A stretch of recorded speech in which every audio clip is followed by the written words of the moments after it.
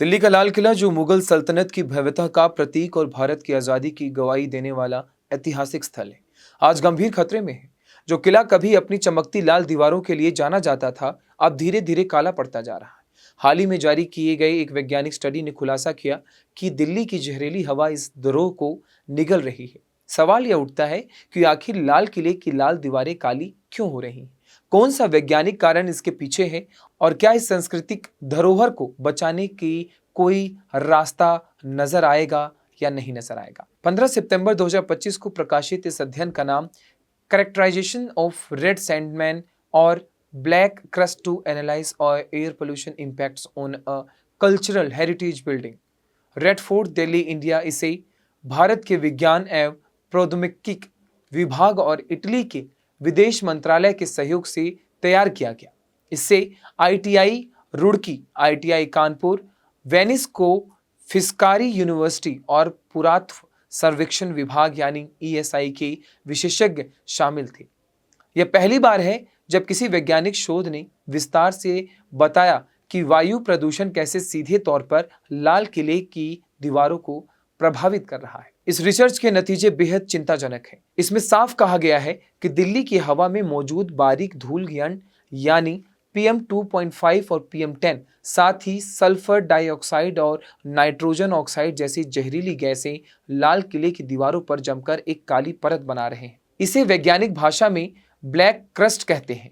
अध्ययन में यह भी पाया गया कि यह काली परत ट्रैफिक और औद्योगिक गतिविधियों वाले हिस्सों से ज्यादा मोटी है, लगभग 0.5 मिलीमीटर तक, जबकि कम प्रदूषण वाले इलाकों में सिर्फ 0.5 मिलीमीटर ही होता है।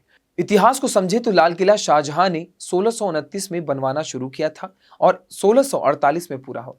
इसकी दीवारें 20 से 23 मीटर ऊंची और करीब 14 मीटर मोटी हैं।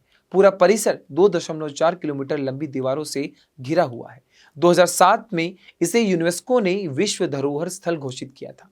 यहाँ दीवारें आजकल परतों से ढकी नजर आती हैं जो कि काली है। सवाल यह है कि प्रदूषण आखिर किस प्रक्रिया से इन्हें नुकसान पहुंचा रहे हैं।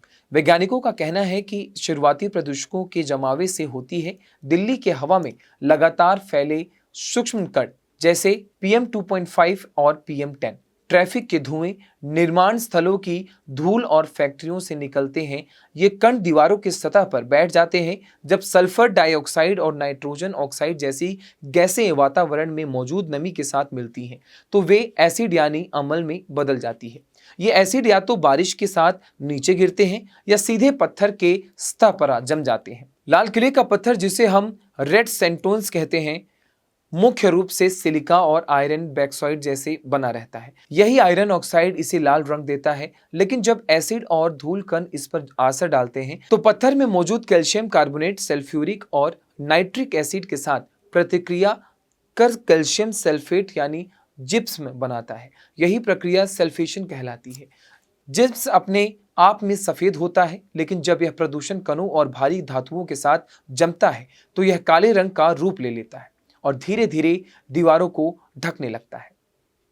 अध्ययन में यह भी पाया गया कि भारी धातुओं की बड़ी मात्रा मौजूद है। ये धातुएं औद्योगिक गतिविधियों, वाहनों के धुएं और सड़क धूल से आती हैं।